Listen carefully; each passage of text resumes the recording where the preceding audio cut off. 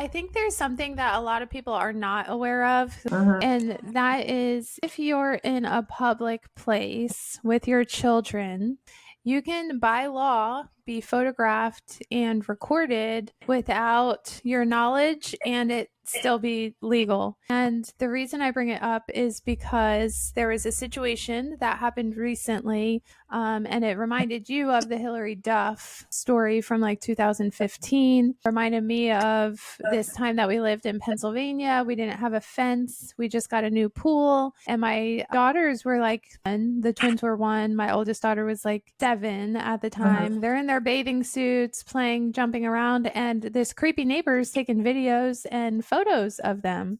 What? And In your I got backyard? in, yeah. Like the Oh, backyards all were like next to each other. right. So she's in her backyard. There's no fence. She can see into my backyard. Yeah. And she's just on her property taking a video of my kids. And I'm like, hey, stop it. And she's Yeah. like, I don't want to. And I don't have to. I want pictures of your kids. And I'm like, you're going to stop. I called the police. The Yeah. police said, as long as your kids are visible, it doesn't matter. People can take pictures of them.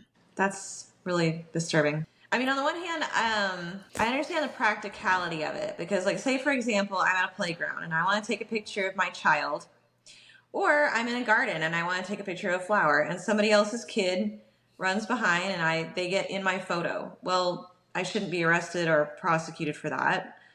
But, I mean, let's face it, taking photos of other people's children without their consent is, especially in your own backyard, that's really, really weird at best. And while especially- they're wearing bathing suits. It's just weird. Like, why? It doesn't make any sense. I can't think of a nice, normal, innocent reason to do that, especially after you asked her not to. And I think that's key because to me, that's when it starts escalating to harassment. I don't know, I'm sure laws vary by state, but if you tell someone stop photographing me or stop filming me, especially when you're on your own property, they should stop. Yeah. And if they don't, then we're going to have issues. Now, I do know that if they tried to use those photos for commercial purposes, like say for example, somebody has a storefront and they're taking photos of their storefront and there's people standing outside. Well, if you want to use that photo on your website, you're now going to have to get those people to sign a consent form because otherwise you can actually get sued and you could get prosecuted if you use that in an advertisement. And I really do feel, though, like if you're on your own property, there is an expectation of privacy. I mean, granted, you didn't have a fence, but there's an expectation of privacy in your own backyard. Well, and that's what the police said was that, if you want privacy, install a privacy fence. So literally the next week, might have been the next day, I had a fencing company come out and we had a big yard. It was like half an acreage. And so it's going to cost us like $12,000 to put up a fence. And I'm like, $12,000 so this creepy neighbor would stop videotaping my kids? You should just put it like between your two houses. Like, good golly. So I just felt like a lot of people don't realize that it is lawful for you to be photographed in public. I would encourage you to confront someone if you think that they're taking photos or videos of you, and especially if it's your kids. Some kind of like stalking type. You would think so, yeah. I think it depends there's got to be some line that they cross at some point. Like if somebody's following you and repeatedly taking photos of you wherever you go, that's stalking. That's stalking, yeah. Yeah. But if it's a one-time occurrence, like we were at the beach, a year ago or so, and my daughters were playing by the water, the twins, and I could see this guy off in the distance, and there was hardly anybody on the beach. And his camera was pointed right at my daughters. And I'm like, I said to my husband, I'm like, I think he's taking videos and pictures of our kids. So my husband started walking towards him and just staring at him, and this guy got frazzled and just started walking away. Well, that's what he should have done. Yeah, well, and part of me wanted to take his phone and throw it in the darn ocean. Like, what are you doing, creeper? Yeah. It's kind of a confession, too. He knows that what he was doing was weird. But pedophiles, they will use any footage of children with sounds from children and them in bathing suits or them eating food. They Yeah. have these sick fetishes. Yeah. They don't care if the kids are naked or not. Yeah. They can still get off on just regular pictures of kids. I think that's part of probably why they have that law where it's you can't use it for commercial use. So if they try to sell those photos, then it does turn into a criminal But how would issue. I even know? Right, exactly. Yeah. Right? Oh, anyway, y'all, be a mama bear, be a papa bear. If you ever feel like someone is videotaping your kids, confront them. In the case with Hillary Duff, that weird photographer guy, he actually got physical with her. He puts his hand up and you can see at the end of the video and he goes like that, knocks the phone out of her hand. So that's assault. So I kind of wish, maybe she did, and I just don't know. But I wish that she had called the police. I think that anytime, and this goes back to that situation I had with my daughter, when that weird man sat down next to her, just call the police, and worst case scenario, if it was some sort of innocent misunderstanding, now he knows not to sit next to my daughter because I don't know that guy. But, if he is, testing the boundaries, now he's scared off and, hopefully he won't escalate that behavior. Yeah, I see it here. She says, go practice your photography on adults, creep.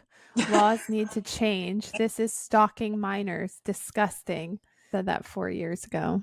Yeah, and he sued her, but he lost. The last comment on this post was from a week ago, and someone said Hillary killed this man. Apparently he died recently. That was 4 or 5 years ago. She did not kill him. That's ridiculous. She called him a creep and posted on Instagram, nobody dies. Yeah, I don't know. He was 67 at the time, so he's not a spring chicken. Right. The photographer who sued Hillary Duff over the creep claim has died. His attorney apparently announced it in My News LA. Just a second. He encountered the Cheaper by the Dozen star. Oh, this was back in 2020.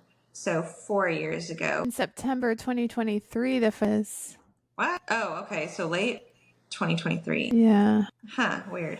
But anyway, the videos, for whatever reason, was trending on X again. And that's how I saw it. And here we are. Yeah. Had died in a vehicle on May 19th. And that the official cause of death was, I can't even pronounce that word. And I don't want to sound stupid. Some sort of cardiovascular disease. Oh, so like a heart condition. Yeah, something.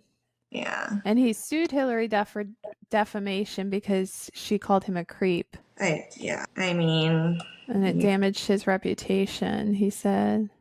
The judge disagreed in 2022 and tentatively dismissed the defamation portion of the case, citing free speech in California's strategic lawsuit against public participation law, which is designed to prevent lawsuits or the threat of lawsuits to intimidate those who are exercising their First Amendment rights. Yeah. So call the police, or if you feel comfortable and confident enough, you can confront that person, but just use wisdom. And I've seen people being videoed, people being recorded while they were in the dressing room and somebody put their camera on the floor. Now that is a crime. That is definitely a crime. That is not a public space. No, that is when you definitely have an expectation of privacy. So when I think it was my 5-year anniversary, something like that. I was young and had not had children yet. I was at an Italian restaurant, pretty nice Italian restaurant, and it was apparently I don't know, a bunch of high schoolers were there having some sort of party. I don't know if it was prom or what. But so we're eating. I get up, get to use the ladies' room. I'm sitting on the toilet, and I see a phone slide under the door. And I hear this girl giggling. And I said, "Did you just take a picture of me?" And she gasps and she runs out of the room. So I pull my pants up, I run out there, and by then she was gone. I didn't see who she was, didn't see where she'd gone. So I complained to the restaurant manager. I was very upset. And I think my theory is, I think what happened was she thought it was her friend in there and it was supposed to be some sort of prank. Sure. and she photographed a stranger instead. The restaurant manager said that the kids that were at that table obviously knew who did it, but they were all keeping quiet and not admitting anything. On the bright side, the restaurant covered me and Jason's dinner that night. And happy 5-year anniversary. Praise the Lord. Yeah.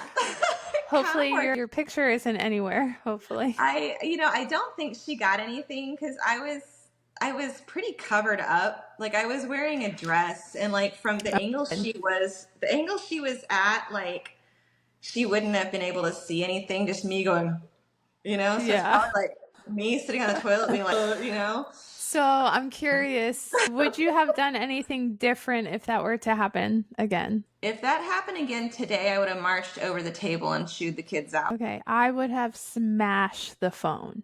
It happened so fast. I know, that's like probably not the best response.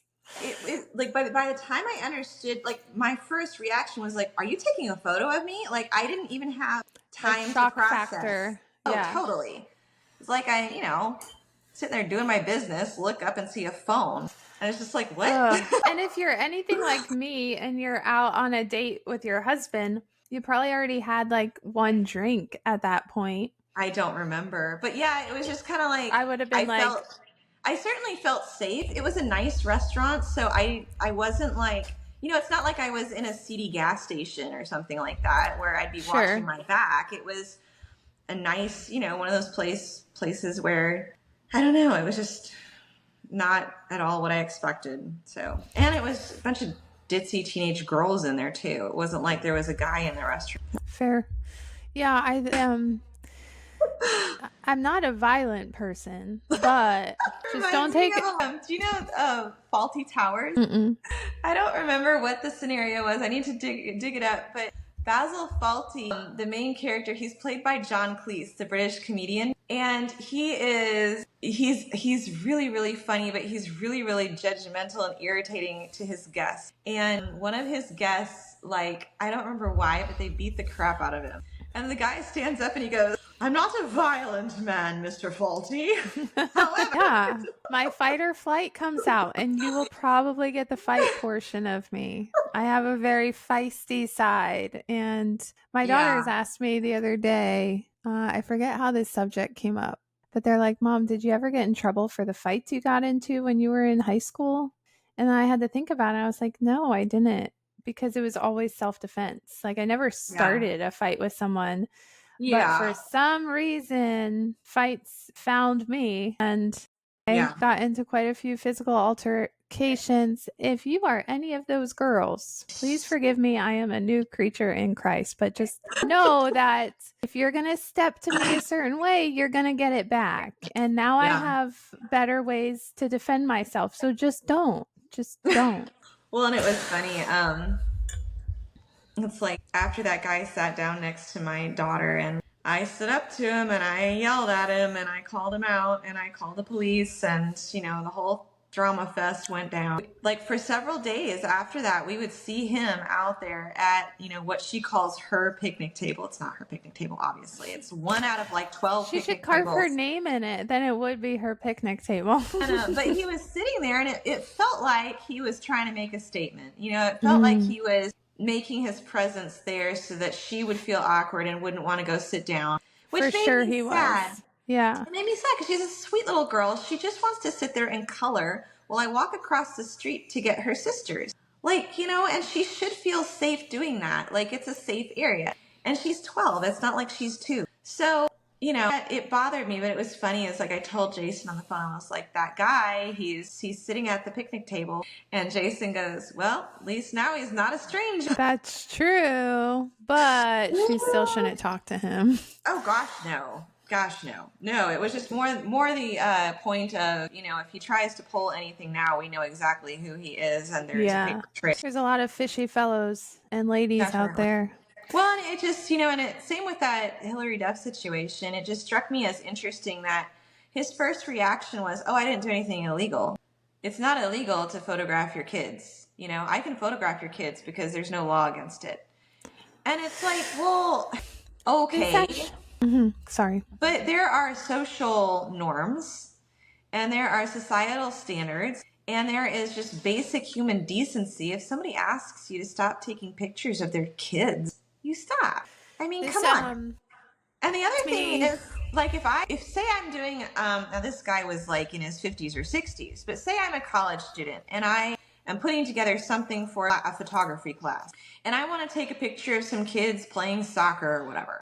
I'd go to their parents and I'd say, hey, this is what I'm doing. Here's my ID. This is the school I go to. I'm taking this photography class. Do you mind if I take a few photos? You know, it won't just be one specific kid or anything like that. I just want a group photo, like just kids playing on a field. Won't be able to tell who they are. Won't be posted online, blah, blah. Is that okay? And then the parents say, okay. And you do, and then you leave. And that's normal. Like it's Yeah, absolutely. yeah. It reminds me, you said that, well, both in the Hillary Duff situation and in the situation with your daughter at the park, they made a comment that, well, I'm not doing anything illegal. Like, Yeah. I'm within my rights.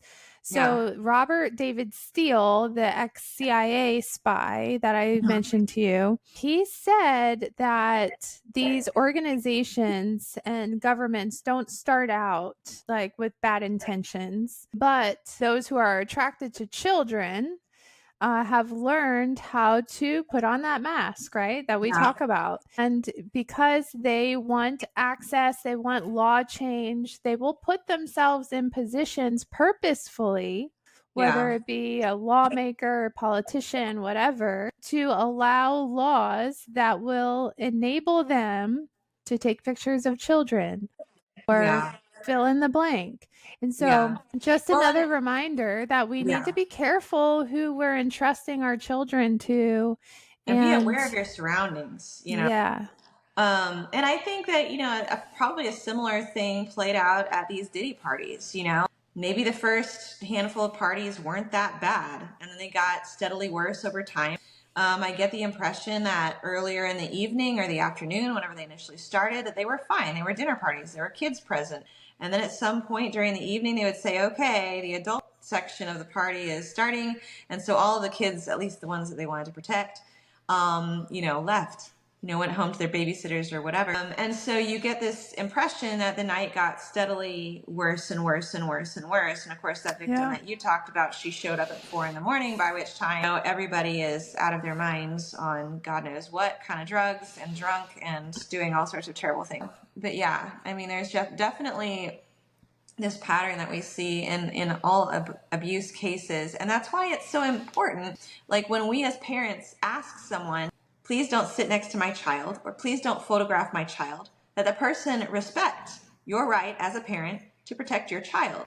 And I'm not saying that you're a pedophile or that you have evil intentions, but just understand that my job as a mom is to protect my baby. And if I don't know you and I don't trust you, respect my right and my job to protect my child. Yes. And go do something else. You know, it's not hard. Yeah. There are other picnic tables. There are other things to photograph. Yeah, and that coupled with the Robert David Steele thing reminds me of the Child Protective Services and the family court judges. So if indeed what Robert David Steele is true, then that means that pedophiles or minor attracted persons, they are putting themselves in positions to be attorneys, to be judges, to be able to enable the abuse of children. And it is horrific, and it is something that the Lord will not overlook.